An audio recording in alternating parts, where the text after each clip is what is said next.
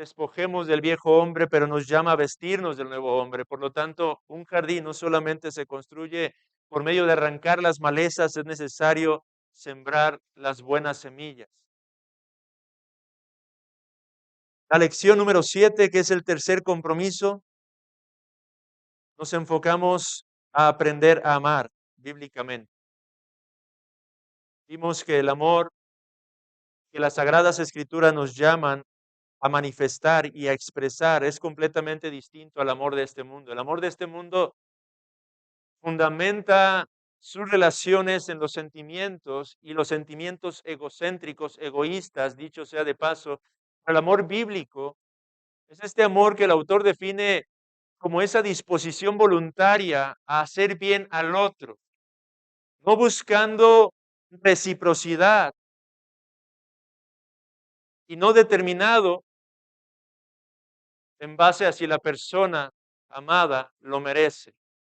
Eso es el amor bíblico, una disposición voluntaria a hacerle bien al otro, no buscando reciprocidad, ni importando si la persona o el objeto de nuestro amor es digno de ello. Eso es el amor bíblicamente hablando, y veíamos en Primera de Juan la base para esa clase de amor, que es la cruz de Cristo, hermanos. Es Cristo Jesús quien amó de esa manera y quien ama de esa manera, y esa es la forma en la que cada uno de nosotros somos llamados a amar. Por lo tanto, amar de esta forma requiere que aprendamos, requiere esfuerzo de nuestra parte, requiere un proceso de aprendizaje en cada uno de nosotros, puesto que nuestra tendencia natural va a ser el amor del mundo, que se ha impregnado profundamente en nuestras conciencias y corazones, hermano. El cuarto compromiso, lección número 8, que vimos la semana pasada, nos llama a cultivar un corazón íntegro y confiable.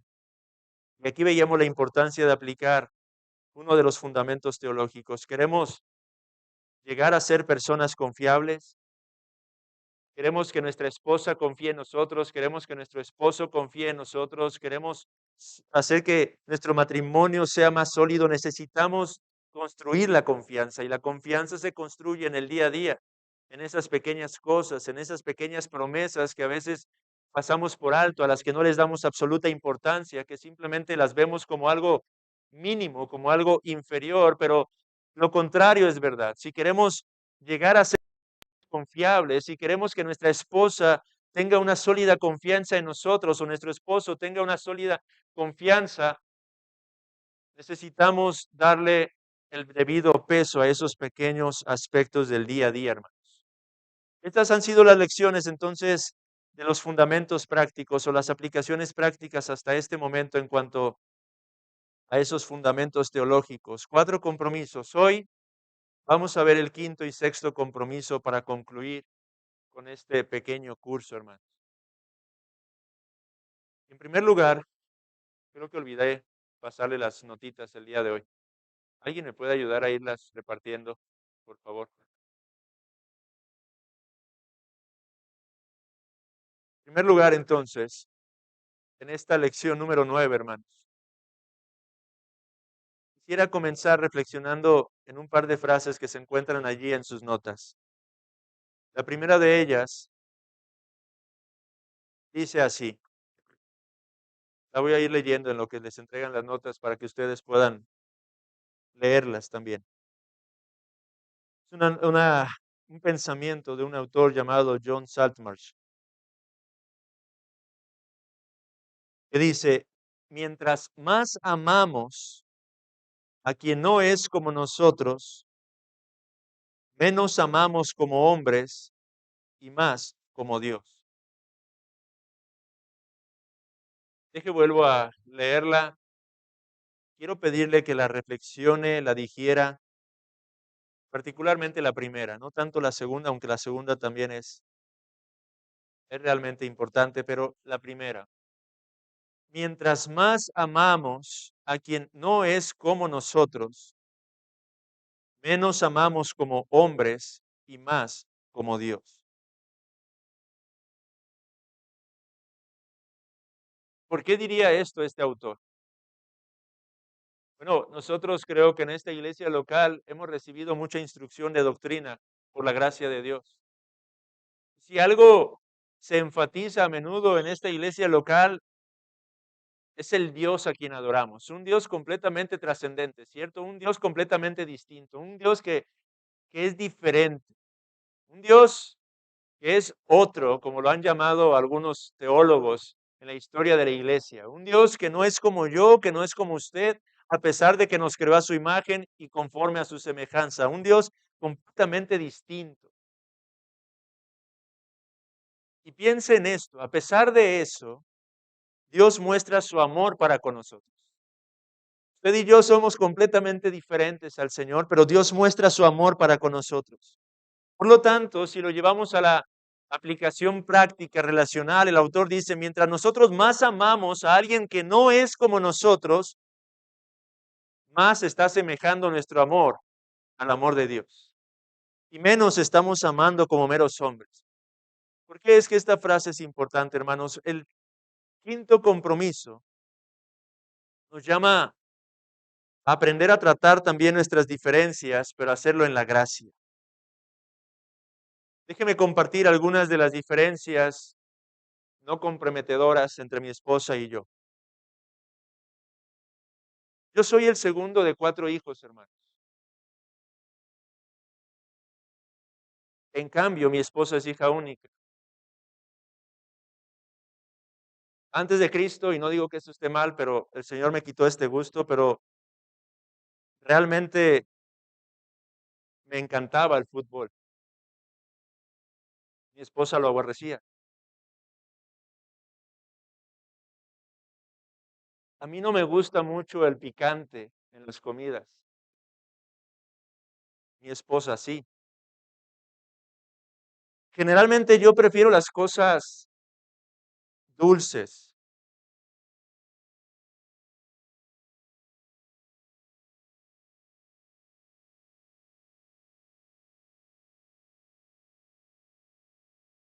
Mi esposa lo salado.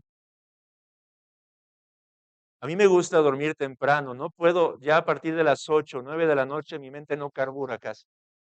Pero mi esposa parece ser nocturna y me gusta levantarme temprano. Mi esposa suele levantarse un poco más tarde. En cuanto a películas, por ejemplo, a mí me gustan más las de drama. Y esto es raro porque a veces, generalmente es al revés en los matrimonios. A mi esposa le gustan más las de catástrofes, acción, donde hay conflictos.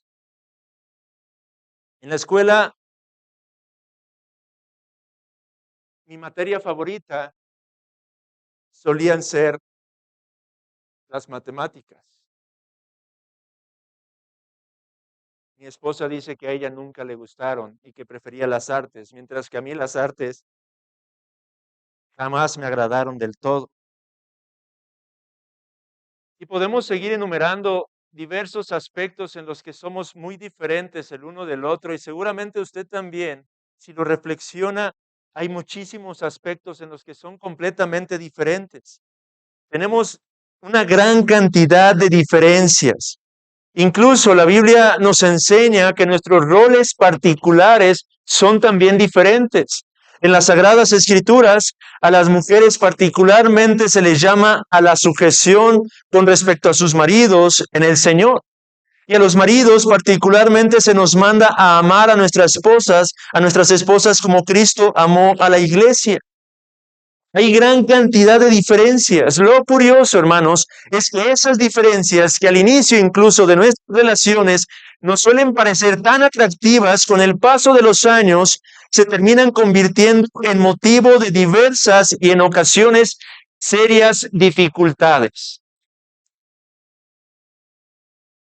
Y es que en la medida en que nuestra relación se hace más estrecha, en la que convivimos más tiempo, esas diferencias comienzan a afectar diversos aspectos de nuestro día a día.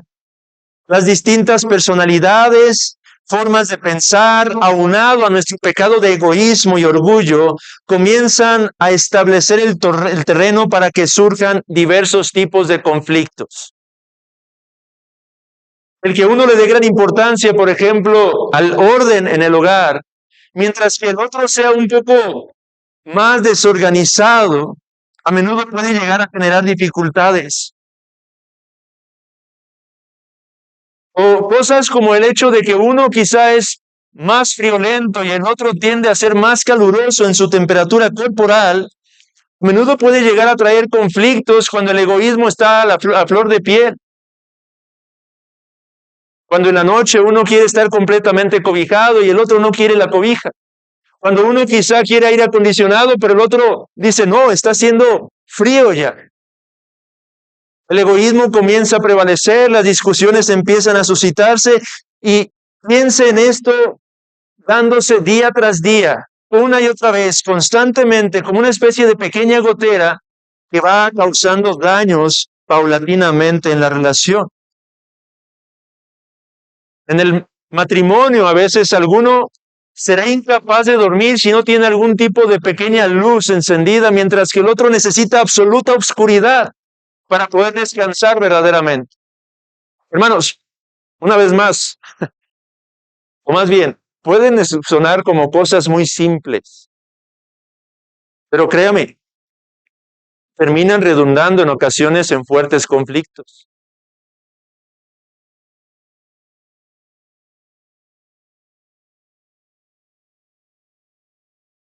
Algunas veces uno prefiere la naturaleza y por lo tanto sus salidas para él más placenteras tienen que ver con ir al campo y el otro quizá no tolera la naturaleza. Y eso también va a traer dificultades a menudo. Cosas como estas, por simples que parezcan, tienen la capacidad de erosionar una relación con el paso de los años si no aprendemos a verlas desde la perspectiva adecuada y si no aprendemos a lidiar con ellas bíblicamente, hermanos.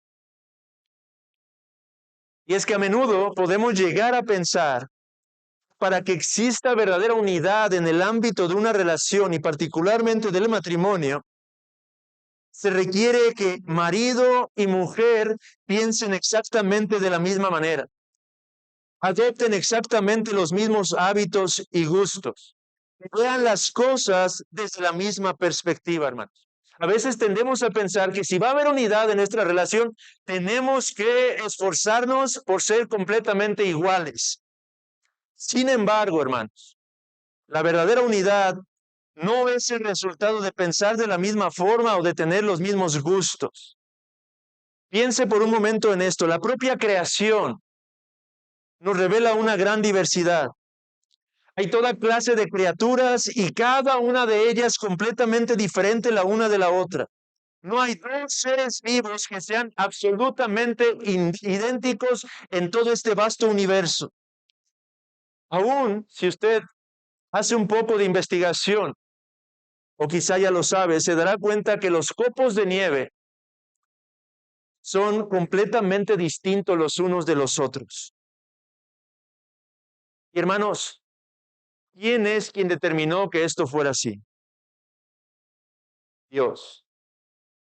Es nuestro Dios quien determinó toda esta gran diversidad en este mundo. Y exactamente lo mismo aplica y ocurre en el ámbito del matrimonio. Dios, el autor de nuestras vidas, es el mismo que estableció cada una de esas diferencias que nos caracterizan al uno y al otro. Así que algo que hoy necesito que entendamos, hermanos, es que la unidad en el matrimonio no se consigue al reducir nuestras diferencias, sino más bien en la medida en que aprendemos a tratar con ellas por medio de desarrollar el carácter adecuado para este fin. Vea, por ejemplo, en la carta de Pablo a los Efesios. Quiero tomar una aplicación de este pasaje. Efesios capítulo 4. Y vea los versículos 1 al 6. No voy a leer todo, creo, pero, o quizás sí. Pero quiero que reflexionen lo que nos está diciendo el apóstol en este texto de las Sagradas Escrituras. Él dice, yo pues, preso en el Señor, os ruego que andéis como es digno de la vocación con que fuisteis llamados, con toda humildad y mansedumbre, soportándoos con paciencia los unos a los otros en amor, solícitos en guardar la unidad del Espíritu en el vínculo de la paz. Vamos a leer hasta ahí. ¿Qué está enseñándonos aquí el apóstol Pablo? Bueno, el contexto obviamente no es el matrimonio, el contexto es la iglesia de Cristo. El contexto es la iglesia de Éfeso, iglesia local, pero el apóstol Pablo está llamando a los creyentes de esa iglesia local que eran sumamente diferentes, completamente diferentes los unos de los otros. Habría allí griegos, habría allí eh, creyentes judíos, habría allí toda clase de personas, algunos pobres, algunos ricos, algunos educados, algunos no educados, toda clase de personas conformaban esa iglesia local. Pero el apóstol Pablo está llamándolos en este texto a ser solícitos en guardar la unidad. Y como requisitos para que ellos guardasen la unidad los unos con los otros, Él establece la clase de carácter necesario para este fin. Él no está diciendo aprendan a pensar igual, aprendan a obtener los mismos gustos, aprendan a sentir exactamente las mismas cosas. Él les está diciendo, sean humildes, mansos, pacientes y amorosos los unos con los otros, para que entonces puedan guardar la unidad. Él está apelando al carácter de Cristo, quien dijo ser manso y humilde de corazón. Él está llamándolos a cultivar este carácter para que realmente sean capaces de mantener la unidad a la que Dios nos ha llamado por la obra de su Espíritu, como lo va a enfatizar más adelante. Pero Él está exhortando y enseñándonos en este pasaje que la unidad se produce en la medida en que usted y yo desarrollamos el carácter apropiado. Un carácter humilde, manso, paciente y amoroso, bíblicamente hablando, hermanos. Así que, ¿ha estado usted tratando de cambiar a su esposo o cambiar a su esposa? ¿Ha llegado usted a pensar que esa es la única forma en la que realmente se van a entender y van a tener una sólida unidad en su matrimonio? ¿Ha llegado a considerar estas cosas, hermano? ¿Será que durante un buen tiempo en su matrimonio han tenido una gran cantidad de conflictos y la causa de esto es precisamente porque no han entendido o no habían entendido nunca antes este principio y todo el tiempo estaban tratando de hacer que su esposa, su esposo hiciera las cosas simplemente a su manera porque creía o cree que esa es la forma en la que las cosas van a funcionar adecuadamente?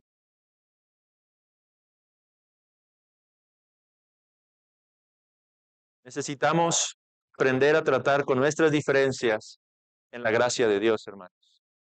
Y para ello, quiero señalar en primer lugar 6 verdades que deben renovar nuestro entendimiento respecto a esto, hermanos. ¿Cómo podemos lidiar con el hecho de que somos diferentes? Para ser capaces de corregir nuestra forma de entender estos aspectos, es necesario volver nuestra mirada particularmente hacia el carácter soberano de Dios. Y de esta verdad quiero obtener o presentar 6 principios, 6 verdades que tenemos que considerar el día de hoy, hermanos, con detenimiento. La primera de ellas, hermano, vayamos a Hechos, capítulo 17, versículos 24 al 27. Hechos 17, 24 al 27. El apóstol Pablo, predicando en Atenas, dice esto: el Dios que hizo el mundo y todas las cosas que en él hay, siendo Señor del cielo y de la tierra, no habita en templos hechos por manos humanas, ni es honrado por manos de hombres, como si necesitase de algo, pues Él es quien da a todos vida y aliento y todas las cosas. Y de una sangre ha hecho todo el linaje de los hombres para que habiten sobre toda la faz de la tierra y les ha prefijado el orden de los tiempos y los límites de su habitación, para que busquen a Dios y en alguna manera palpando puedan hallarle, aunque ciertamente no está lejos de cada uno de nosotros. Las palabras que el apóstol Pablo está expresando en este pasaje de las Sagradas Escrituras son sumamente importantes para este aspecto que queremos meditar el día de hoy. Lo que el apóstol Pablo está diciendo aquí es que Dios, el Dios soberano, el Dios vivo, el Dios verdadero, el Dios que nos ha dado vida y aliento a cada uno de nosotros, ese Dios es quien ha determinado el lugar específico en donde cada uno de nosotros ha de vivir y la extensión exacta de nuestras vidas. En otras palabras, Pablo está diciendo que no es casualidad que usted haya nacido en donde nació, que no es casualidad que usted haya nacido en el seno familiar en el cual fue criado.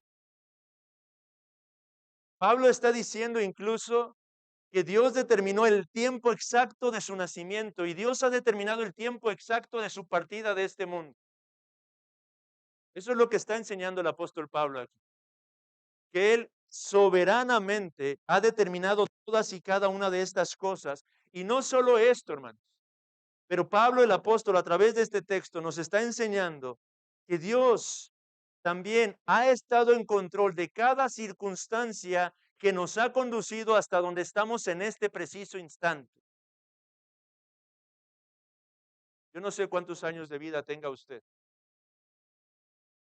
30, 40, 50, 60, pero sí sé algo a la luz de las Sagradas Escrituras, que si usted está sentado al día de hoy aquí, todas las circunstancias desde que nació hasta este momento han sido soberanamente controladas por este Dios. Él ha conducido nuestra existencia de tal manera que usted esté aquí el día de hoy. Y Él seguirá controlando su existencia, que el día de mañana, en donde quiera que usted vaya a estar, Él estará obrando su control absoluto en esas circunstancias.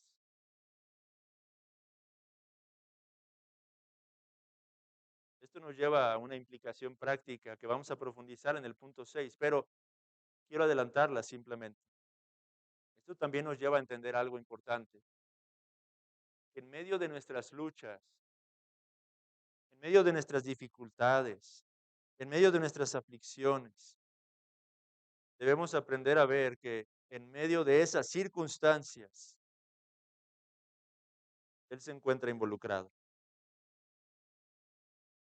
Las dificultades en nuestro matrimonio, hermanos, las diferentes circunstancias que se suscitan en nuestro matrimonio, no son un acto del azar. Es un acto que se encuentra bajo el absoluto y soberano control de nuestro propio Dios, hermano.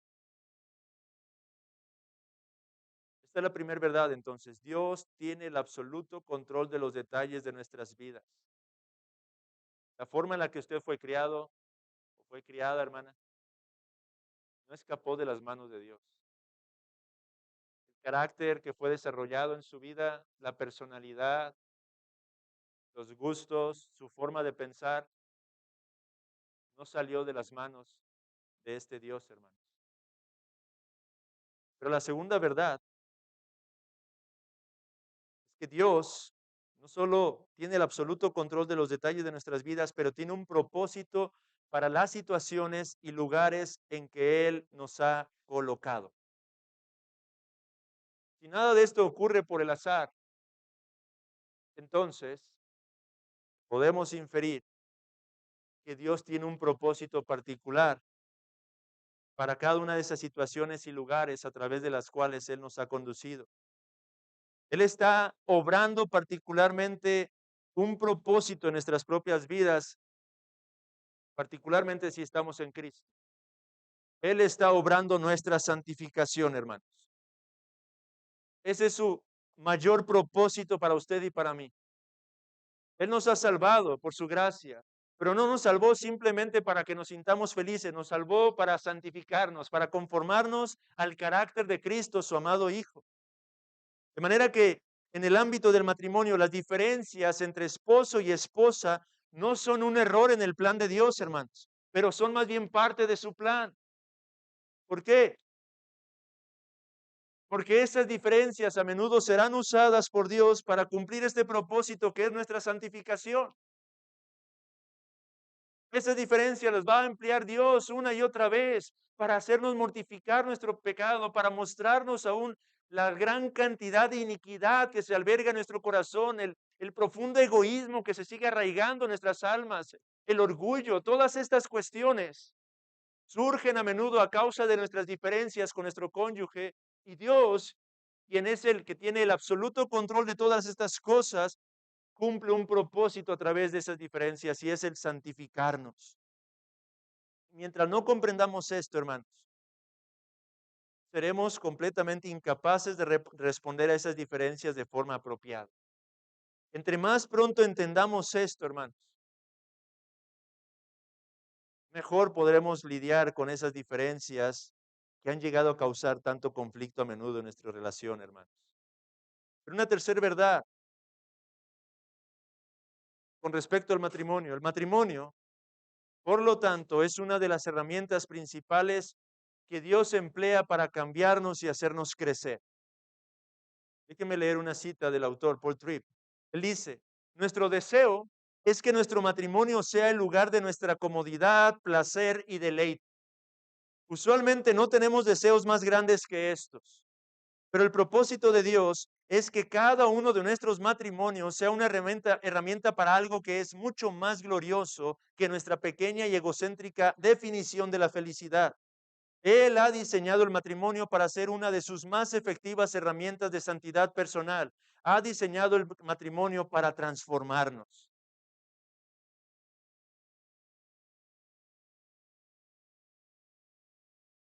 Este es el propósito de nuestro matrimonio, hermano. Es cierto que a menudo, en la medida en que estamos creciendo y obteniendo gracia, el matrimonio entre dos hombres, entre dos cónyuges, entre un hombre y una mujer, están siendo santificados, están creciendo en humildad y mansedumbre, se convierte en un lugar de solaz, de comodidad, de gozo. Pero ese no es el fin último del matrimonio. El propósito es su santificación, mi santificación. Dios emplea el matrimonio como una de sus principales herramientas para este fin, hermano. Cuarta verdad. Hay tres cosas que el Señor emplea para mostrarnos nuestro corazón particularmente en el ámbito del matrimonio. La primera de ellas es la diferencia de personalidades. La segunda de ellas, la diferencia en cuanto a nuestros puntos de vista. Y la tercera de ellas, las diferencias marcadas por causa de nuestras propias debilidades y pecados y por el crecimiento que estamos adquiriendo en la gracia. Estos tres aspectos son los que Dios va a emplear comúnmente para mostrarnos nuestro propio corazón. El hecho de que su esposa, hermano, sea diferente en personalidad, que sea quizá más extrovertida o introvertida, a menudo Dios lo va a usar para tratar y mostrarle cosas de su corazón. El hecho de que ella o él piensen diferente, tengan diferentes puntos de vista respecto a diversas circunstancias de la vida, a menudo va a ayudarle a usted a ver lo que hay en su propio corazón cuando ella no esté de acuerdo con algo y usted comienza a molestarse, a enojarse y actuar pecaminosamente a causa de ello. Y lo mismo con el pecado de cada uno de nosotros, aunque somos una carne, aunque hemos sido unidos, aunque estamos ahora vinculados permanentemente de este lado de la eternidad, lo cierto es que cada uno de nosotros está llevando a cabo un crecimiento distinto. Cada uno de nosotros enfrenta luchas con diversos pecados. Los pecados quizá con los que lidia particularmente el esposo no son con los que lidia la esposa. Y a menudo el pecado con el que enfrenta, con el que lucha, batalla el esposo continuamente, va a hacer que la esposa tenga ciertas dificultades y eso le mostrará también cosas en su propio corazón. ¿Qué, por ejemplo, de un esposo que batalla con la ira? Un hombre iracundo, un hombre que fácilmente,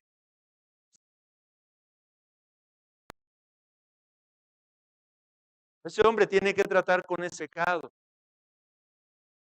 Pero si cada que este hombre se molesta, la esposa o a la esposa se le cae el mundo por completo, eso va a mostrarle también a la esposa algo en su corazón. ¿Qué es ese algo que está buscando encontrar en su esposo la plenitud que necesita encontrar en Cristo? Y este es un ejemplo de muchos que podríamos citar. Dios va a usar esas diferencias para mostrarnos nuestros propios corazones, hermanos. O que en el aspecto del que hablaba, por ejemplo, si uno de los dos es obsesivo con el orden y el otro no lo es. Estas diferencias a menudo también van a manifestar cosas del corazón en cada uno de los cónyuges.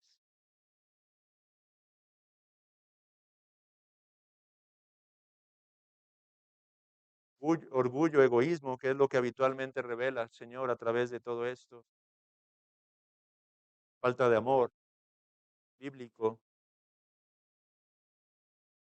Una quinta verdad, podemos comenzar a cambiar, vemos nuestras diferencias como gracia. Esto es sumamente importante, hermanos.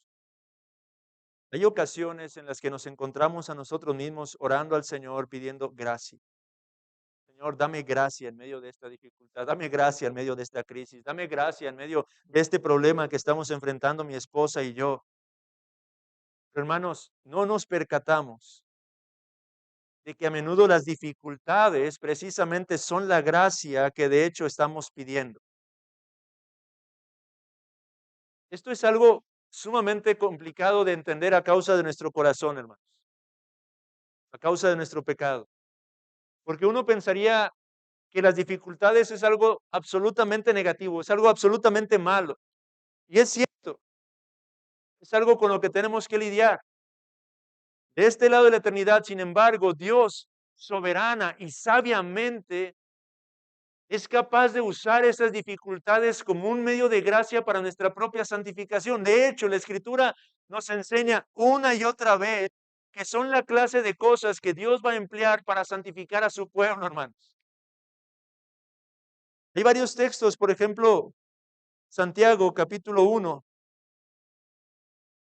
El autor dice allí: hermanos míos, tened por sumo gozo cuando os halléis en diversas pruebas, sabiendo que la prueba de vuestra fe produce paciencia, mas tenga la paciencia su obra completa para que seáis perfectos y cabales sin que os falte cosa alguna. ¿Qué está diciendo Santiago? Bueno, simplemente está diciendo, hermanos, las pruebas, las dificultades, las aflicciones son parte de su vida y gócense cuando estén enfrentando estas, porque estas son parte de la gracia de Dios que la emplea para su propia santificación a fin de que crezcan, maduren, sean perfectos y cabales, que su fe sea fortalecida, en otras palabras. Es lo que está diciendo Santiago. Y lo mismo señala el apóstol Pedro en su carta, primera de Pedro, capítulo 1. Después de recordarle a los creyentes las gloriosas y eternas verdades que en Cristo Jesús nos han sido dadas, en el capítulo 1, a partir del versículo 6, dice: en lo cual vosotros os alegráis. En estas verdades, cristianos, en el hecho de que en Cristo son completos, de que tienen una herencia que no puede ser contaminada, que no se puede marchitar. En estas cosas se alegran, pero dice, aunque ahora por un poco de tiempo, si es necesario, tengáis que ser afligidos en diversas pruebas, para que, sometida a prueba vuestra fe, mucho más preciosa que el oro, el cual aunque perecedero se prueba con fuego, sea hallada en alabanza, gloria y honra cuando sea manifestado Jesucristo. Pedro está diciendo que las pruebas es algo que tenemos que enfrentar. No está diciendo que sea algo malo, está diciendo que es algo incluso benéfico para nuestras almas. Y podríamos seguir viendo otros textos y textos y textos. Pero hermanos, la verdad o el principio es, podemos comenzar a cambiar y crecer en la medida que vemos nuestras diferencias como gracia. La última verdad, Dios está activamente involucrado en nuestros conflictos. Hechos 17:27 dice, cuando lo leímos, para que busquen a Dios y en alguna manera palpando puedan hallarle, aunque ciertamente, dice el apóstol Pablo, no está que lejos de cada uno de nosotros. Esta es la sexta y última verdad que tenemos que dejar que impregne nuestra mente y corazón para que seamos capaces de lidiar con el hecho de que usted y su esposa son diferentes. ¿Qué implican estas palabras? Bueno, simple y sencillamente, amados hermanos, que Dios está en medio de los detalles de nuestros matrimonios. Lo que a su vez quiere decir que podemos pedir su ayuda en cualquier momento, que nunca, nunca, nunca estamos solos en medio de las dificultades que se suscitan en el ámbito de nuestro matrimonio. Él está con nosotros y no dejará de obrar hasta que su labor se haya cumplido en cada una de nuestras almas, hermanos. Y esto es sumamente importante, amado hermano, cuando las diferencias son tan marcadas entre tu esposo y entre tu esposo y tú, o entre tu esposa y tú. Tienes que recordar esta realidad, que el Dios que es absolutamente soberano también es un Dios que está cercano a cada uno de nosotros y que en medio de esas dificultades tú puedes clamar por su ayuda y tener la certeza de que Él no está lejos de nosotros, pero está con nosotros, en medio de nosotros, obrando por nosotros, a fin de glorificar su nombre a través de esas dificultades y conflictos que están enfrentando, hermanos. Qué gloriosa es esta verdad, pero cuán a menudo la omitimos, la olvidamos o simplemente la pasamos por alto, hermanos. El Dios que ha determinado cada circunstancia de nuestras vidas es el mismo Dios que está involucrado activamente en cada paso que damos en nuestras vidas y sobre todo en nuestro matrimonio, hermano. Estas son 6 verdades entonces que tenemos que considerar y procurar grabar en nuestras mentes y corazones a fin de que seamos capaces de lidiar bíblicamente con las diferencias que caracteriza nuestra relación, nuestro matrimonio, hermanos. Pero ahora, déjeme abordar rápidamente los principios prácticos que debemos aplicar para abordar adecuadamente nuestras diferencias. Cómo tratar con esas diferencias que surgen con respecto a nuestra forma de pensar y cómo responder en los asuntos de la vida cotidiana en los que hay diferencias entre el hombre y la mujer. Bueno, déjeme señalar rápidamente cada uno de estos para concluir con tiempo esta primera lección. En primer lugar, hermanos, enfrenten la realidad. Negar, evadir o rechazar la realidad no es algo que realmente pueda funcionar. Si sabemos de antemano que hay problemas en nuestra relación a causa de nuestras diferencias, lo mejor no es tratar de ocultarlos o negarlos. No se trata de minimizarlos, no se trata de evadir el hecho de que tenemos problemas. Tenemos que reconocerlos y disponerlos a tratarlos adecuadamente a la luz de las Sagradas Escrituras. La palabra, de hecho, siempre es honesta en cuanto a la esperanza, perdón, en cuanto a los problemas que embargan al hombre en este mundo caído. Pero al mismo tiempo es honesta en cuanto a la esperanza que se nos ofrece. Lo mismo tendríamos que aplicar en el ámbito de nuestro matrimonio. Dios nos llama a entender que podemos enfrentar las cosas con esperanza si lo hacemos a la luz de su obra en medio de nuestras propias vidas, de nuestras propias almas, hermano. Así que en primer lugar, ¿están ustedes conflictuados a causa de las diferencias que se han ido acumulando con el paso de los años? Bueno, enfrenten la realidad, reconozcan esas dificultades y dispónganse a atenderlas, a tratarlas. En segundo lugar, lidien honestamente con su enojo. Negar nuestro enojo tampoco es algo que pueda ayudar. Esto es algo típico en casa. Uno puede notar que quizá la esposa está enojada porque comienza a escucharse más ruido con los trastes. Comienza a escuchar cómo azota las cosas. Se acerca, ya sea el hombre o la mujer, y le dice, ¿estás molesto por algo? Suelen decir, no, estoy bien. Cuando es evidente que hay algo que está mal en su propio corazón. Así que si queremos lidiar con nuestras diferencias adecuadamente, tenemos que lidiar con nuestro propio enojo. Tenemos que comenzar por pasar por alto aquellas pequeñas diferencias que no deberían ser relevantes, perdón. ¿Qué clases de diferencias son estas? Bueno, preferencias en comidas, quizá películas, etcétera. Hermanos, aprendamos simplemente a pasar por alto esa clase de diferencias. No tienen mayor relevancia e impacto en nuestra relación. Mortifiquemos nuestro egoísmo, nuestro orgullo. Su esposa quiere ver una película de romance y usted las aborrece. Mortifique su corazón, mortifique su carácter. Siéntese a verla con ella. Pero lo que sí debemos hacer es enfocarnos en aquellas diferencias que sí podrían ser relevantes. Por ejemplo, la forma de criar a los hijos, eso es relevante. Quizá usted y ella piensen distinto, pero tienen que llegar a algún tipo de acuerdo, porque eso sí es importante. O decisiones financieras, cómo van a administrar sus recursos, su dinero, eso también es relevante. Lleguen a acuerdos en cuanto a eso. No pueden acordar algo, busquen ayuda. Aprendamos a discernir las diferencias que son relevantes de las que no lo son, hermanos.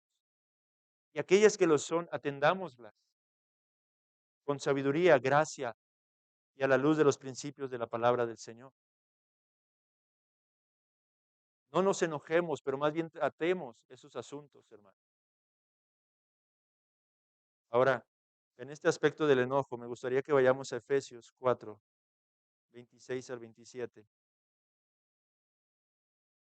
porque quiero una vez más traer este principio a nuestras mentes y rogarles que no olviden este principio en sus matrimonios. Efesios 4, 26 al 27 dice, airaos, pero no pequéis, no se ponga el enojo sobre el sol sobre vuestro enojo, ni deis lugar al diablo. Hermanos, este es un principio que transforma matrimonio. Este es un principio que cambia las relaciones. Hay tres cosas particularmente que el apóstol Pablo nos enseña aquí. Primero, con la ayuda y gracia del Señor debemos proponernos no dar lugar al pecado en medio de nuestro enojo. En Cristo tenemos el poder de decir no al deseo de ser arrastrados hacia el lugar a donde el enojo quiere llevarnos. Aprendamos a buscar la gracia de Dios en medio de las dificultades que surgen a causa de nuestras diferencias y tratemos de mortificar el enojo en nuestros propios corazones, no dejando que éste nos arrastre hacia donde a menudo quiere llevarnos, actos egoístas, actos en los que pueden lastimar con palabras a su esposo, a su esposa. Ponga un freno a esas circunstancias hacia las cuales el enojo quiere generalmente arrastrarnos, hermano. Es lo que está diciendo aquí el apóstol Pablo. Pero en segundo lugar,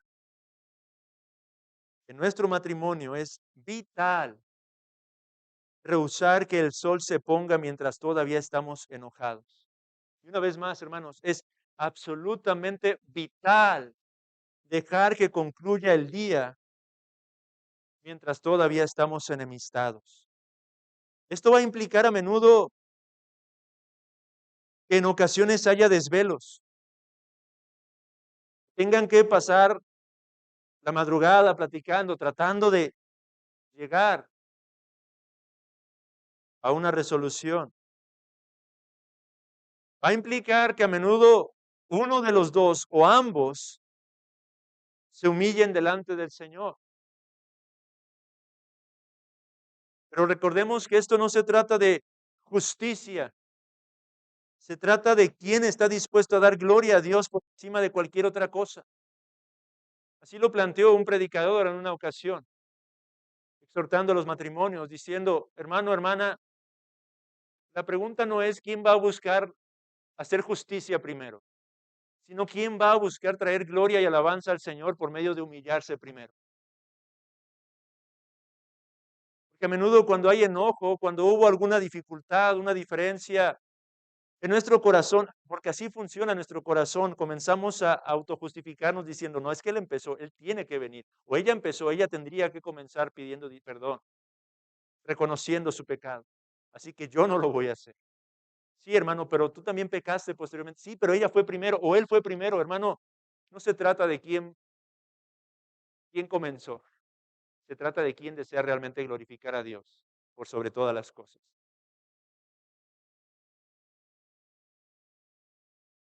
Así que es vital, amados hermanos, que rehúsen, que se propongan establecer firmemente este principio en sus hogares, que no se ponga el sol sobre vuestro enojo, hermano.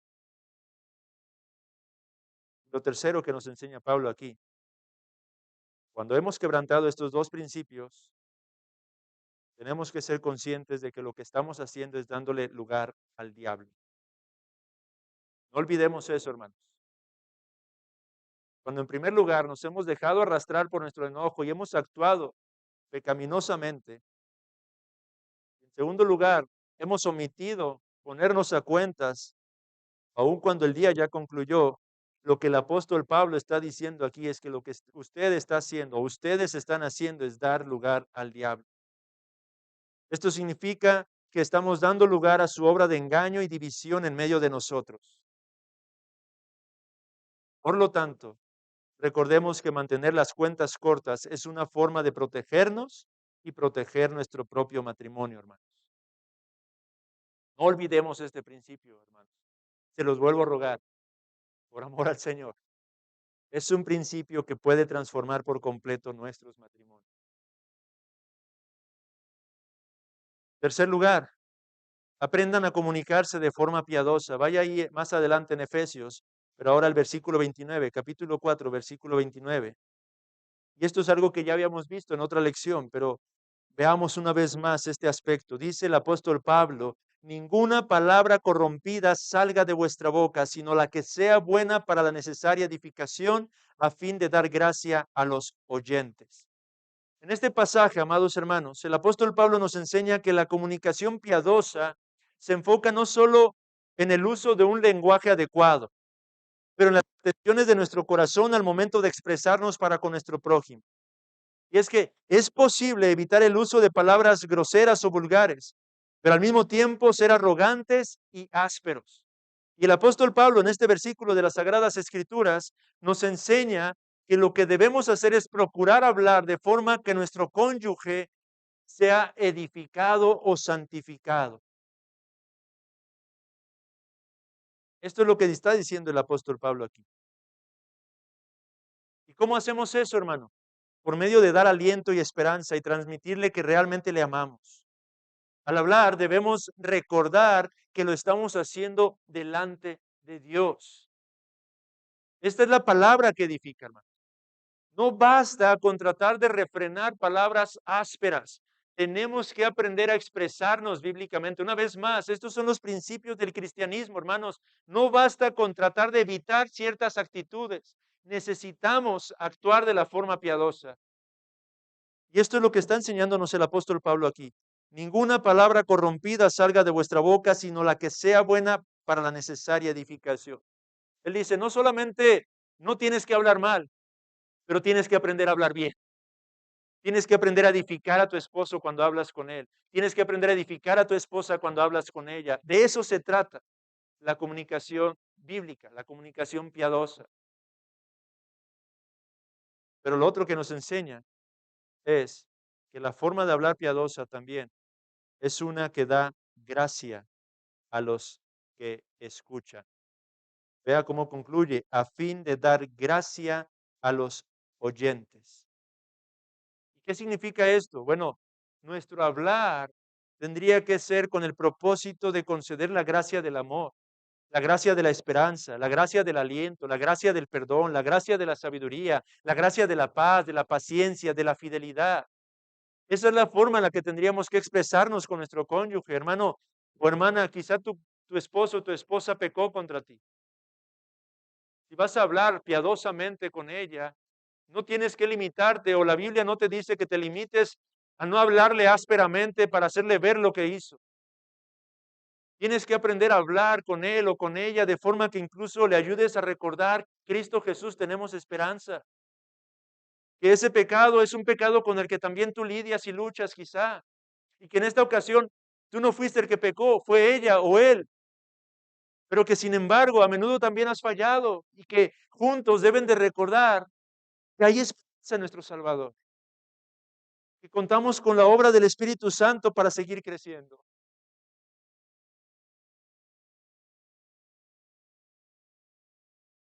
Tenemos que aprender a hablar conforme al Evangelio, hermano.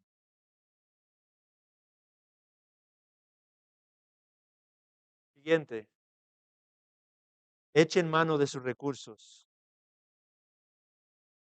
No fuimos creados para crecer y caminar solos.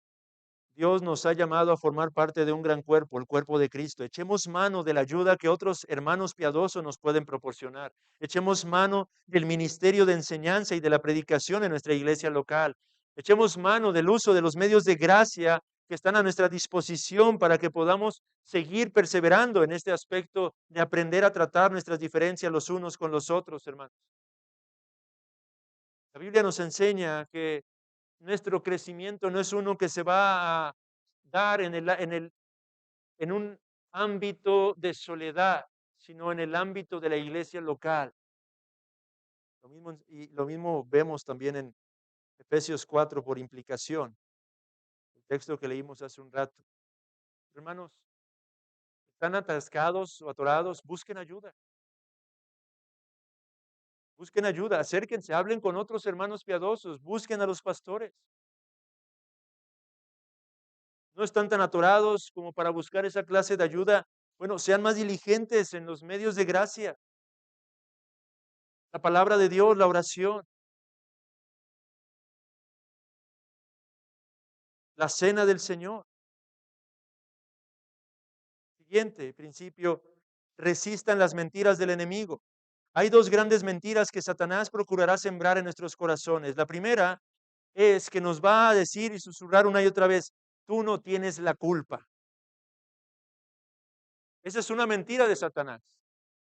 Tratará de convencerte de que tú estás bien, de que no tienes necesidad de cambiar ni corregir absolutamente nada, que el problema es el otro o que el problema está fuera de ti, no dentro de ti.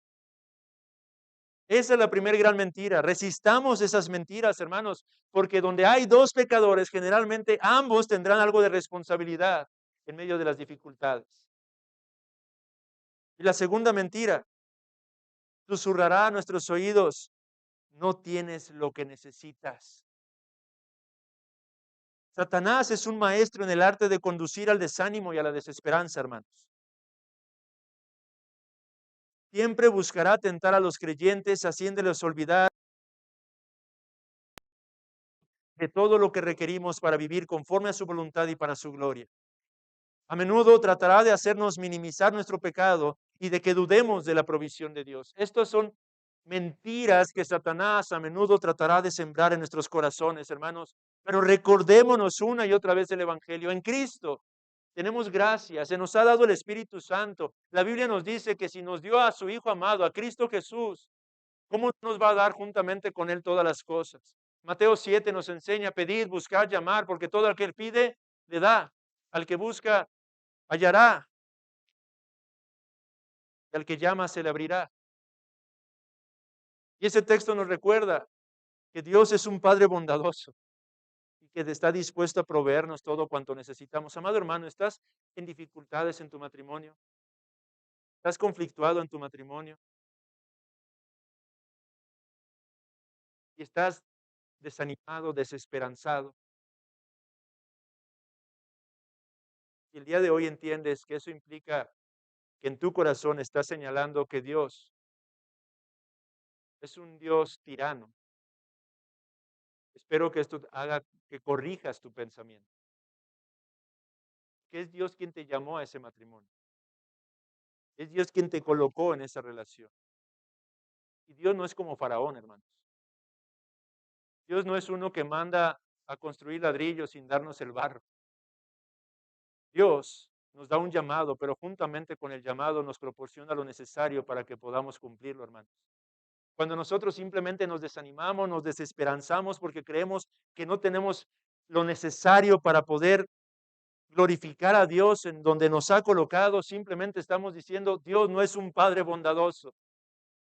Dios es un padre perverso, malvado, que nos deja a la deriva y que no nos proporciona lo necesario para que podamos cumplir con ese propósito que nos ha concedido, hermanos. Pero no es así. En ninguna parte de las Sagradas Escrituras veo que Dios obre de esa manera, hermanos. Siguiente, formen algo nuevo. En un matrimonio, la vida del hombre y de la mujer se entrelazan tan estrechamente que las Escrituras los consideran ahora una sola carne. Cuando aprendemos a alabar al Señor por nuestras diferencias, damos paso a formar algo completamente nuevo que está integrado por las personalidades y gustos de ambos. El matrimonio se convierte en un bello reflejo de lo que ambos somos. Esto implica aprender a reconocer nuestros dones y talentos y dar lugar al empleo sabio de estos en medio de nuestra relación. Habrá áreas en las que el esposo será más fuerte y áreas en las que lo será la mujer. Crezcamos en sabiduría en cuanto a estas cosas. Amado hermano, sé que tú eres el responsable de administrar las finanzas del hogar, pero quizá tu esposa es más sabia en la administración del recurso. No tiene nada de malo que delegues eso a tu mujer. Y así podemos ir por diversos aspectos o ejemplos, pero necesito concluir ya esta lección, hermanos. Por último, admitan humildemente la continua lucha. El Evangelio nos recuerda que en Cristo se nos ha dado todo lo que necesitamos para crecer en la gracia y perseverar en nuestro peregrinar por este mundo. De este lado de la historia no cesaremos de luchar con el pecado, pero Dios ha prometido no cesar de concederlo lo que necesitamos para prevalecer contra este, hermano. Admitamos con humildad que la lucha no va a concluir de este lado de la eternidad, hermanos. Van a seguir surgiendo, quizá cada vez serán menos intensos en la medida en que crecemos, pero siempre va a haber algunas dificultades de este lado de la eternidad, hermanos. No nos desanimemos a causa de ello. Es parte de este mundo caído, es parte de ser realistas a la luz de la primera lección que vimos. Es parte del hecho de que hay pecado aún en nosotros, pero al admitir esto, consideremos también que Dios en Cristo está involucrado activamente en medio de todo esto y nos va a proveer todo lo que necesitamos. Déjeme concluir con una cita de Tripp. Tenemos que admitir humildemente que el conflicto aún sigue, pero no por eso tenemos que darle lugar al fatalismo o al pesimismo, porque la gracia nos garantiza que no estamos solos.